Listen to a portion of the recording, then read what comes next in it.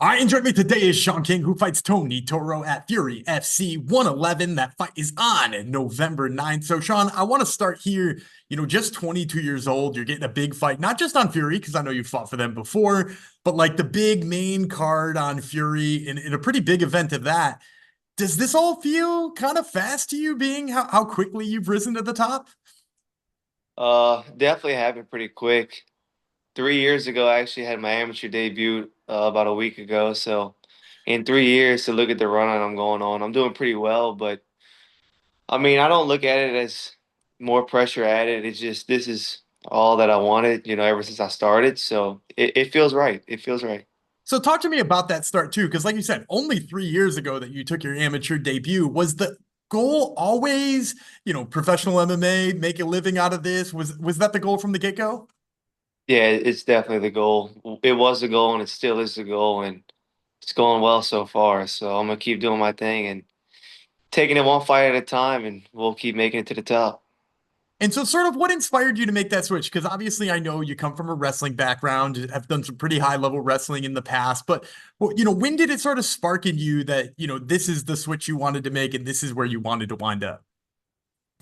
I think it's just something that I always knew that I wanted to do. I competed in amateur boxing when I was younger too, and I think just being in that side of the sport, being able to, I guess, use my hands, I just knew that I always wanted to fight when I got out of high school, and yeah, that's what I pursued, man. So you knew that from high school time, right? Like you knew you wanted to do that outside of Oh high yeah, school. Yeah, but yeah, like how young are we talking here? Did you know you wanted to throw hands at 7? Did you want to throw hands at 12? What I age would did we get the pitch? say around 14, 15, I knew I wanted to fight. Okay. And is there something in particular that sparked that? Is it just like, wrestling and this is the logical next transition? It's on ESPN when you're 14, or was there somebody or something that made you sort of feel like, yeah, this is what I want to be doing? I think honestly, like wrestling, it's just like if you look at the best MMA fighters, they were wrestlers. So like that was another thing for me why I kept wrestling through high school because I quit in like middle school for like a year or two, and then if you look at the stats, it's like the best some of the best fighters wrestled. So I started wrestling again, and then just watching guys like Chuck Liddell coming up, and just yeah. Well, you mentioned Chuck Liddell. That actually stole my next question. I was going to ask, were there wrestlers that stuck out to you as being, sort of the inspiration for the style you wanted to bring when you got there?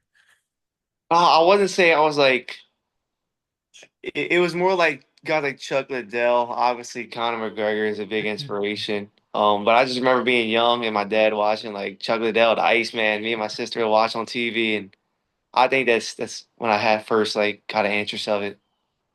And so, you mentioned that was when you started to feel like you knew you wanted to fight 14. Again, that's only 8 years ago, which seems like a long time, but Yeah, it's still only 8 years ago. So tell me a little bit about what it feels like to be now. You're on UFC Fight Pass, right? Like that's where your fight is going to be shown yeah. this upcoming weekend. You're going to be on UFC Fight Pass. Is that surreal to you at all? It definitely feels a little bit like that because I was actually watching the UFC fights, or it might have been last week or the week before, and they had a little ad during the card, and it was like catch all the action, and they had the event Fury 111 posted on TV, and I'm like, damn, like that's the one I'm fighting on. So it kind of does feel surreal, but it's just I put in a lot of work. I really do. This is all I do. So it's paying off, and it'll continue to pay off. So. I like it. And how about your friends in high school too? Because you said that's what you decided in high school you wanted to do.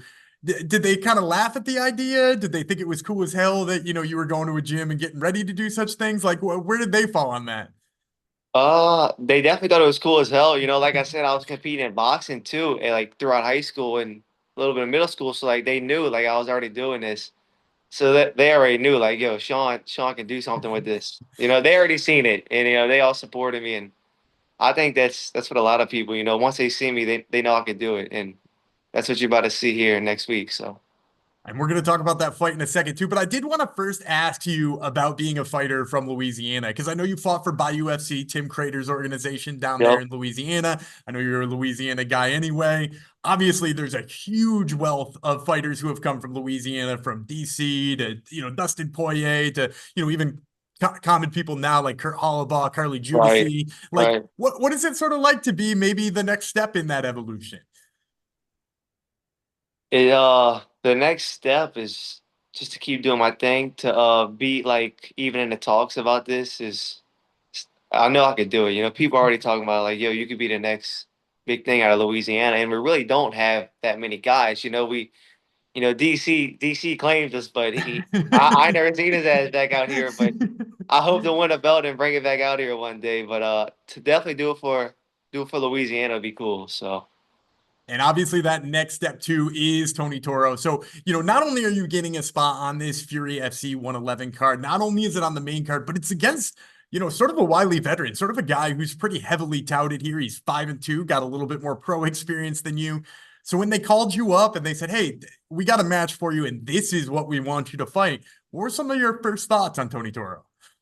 I was like, damn, this guy has triple experience, but talked to the coaches, looked over some things, and we were like, we could definitely do it. We could take this guy out. But I think that just speaks to what my coaches think of me, what I think of myself, like, yeah, every fight's gonna be like nerve-wracking. You're gonna have them doubts and like definitely have them, but like I know I can go in there and take this dude out and finish him and do what I gotta do. So it's like I think it just speaks to the level that I'm already at and the confidence that my coaches have in me. And maybe the promotion's looking at me like, hey, let's see if he can. Like, obviously, this is their guy, so who knows? But I'm gonna go in there and take out their guy, and I'm gonna be the guy. So, I like that. Now, you mentioned in there some of the mental side of the game too, about like having doubts and learning how to deal with those doubts. Is that something you credit to your time wrestling? I know a lot of people talk about that being a character builder for them growing up. Where do you find that like sort of mental strength of being like, embracing the doubt and understanding that that's just part of it all? dude, I've been competing my whole life. I was playing tackle football when I was 5 years old, so it's like competition is just in me. Like, I can't even tell you time where I'm just competing every weekend growing up, but I think that just helps out a lot. I think getting those reps when you're younger go very, very further when you're older. It just becomes second nature. Like, hey, you're gonna have doubts, but you're still gonna go out there and you're gonna do what you got to do, and you're gonna perform at the end of the day. Because at the end of the day, you're still gonna go out there. So it's like, how you gonna think about it? You're not. You're just gonna let it fly. So. I love it. I love it. Now, you're going to let it fly against Tony Toro. You mentioned a little bit that you like this matchup stylistically. So take me through a little bit of the style, obviously without giving too much away, but take me a little bit through the style matchup of how you see this fight. I mean, everybody sees what he has. He's knocked out a few people. I think he has like four knockouts. Um, he's more of a boxer, and that's fine. I can box myself. I made it to the National Junior Olympics in boxing, and I plan to show that. But obviously, we'll see if he can wrestle. So we're Uh, gonna mix it up. I hope he's ready. And obviously, he's a little shorter too, so we'll see how that plays a fact. But I really do see myself winning everywhere. I move very well. I just if he'll have to really just catch me, and I don't think that'll happen. So. well, that leads me perfectly to my last question. I love to end these things with a prediction. So, November 9th, Fury FC 111. Tell me how this one ends.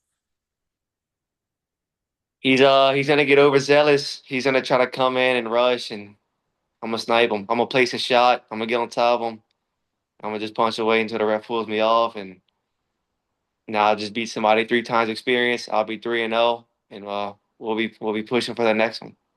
All right. Well, you heard it here first, folks. This is Ben Sean King, who fights Tony Toro, Fury FC 111. Once again, that fight is November 9th. Sean, thank you so much for the time, man. I really appreciate it. Appreciate you, brother. Thank you, man.